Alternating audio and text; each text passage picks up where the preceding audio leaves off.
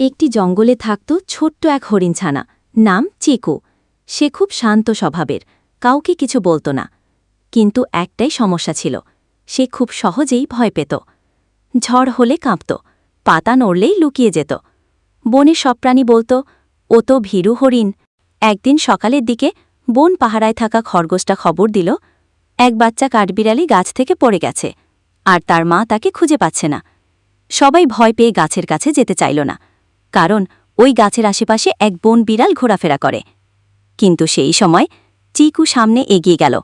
সে ভুকধুক করছিল, কিন্তু সে জানত যদি সে না যায় বাচ্চা কাঠবিড়ালিটা মরে যেতে পারে।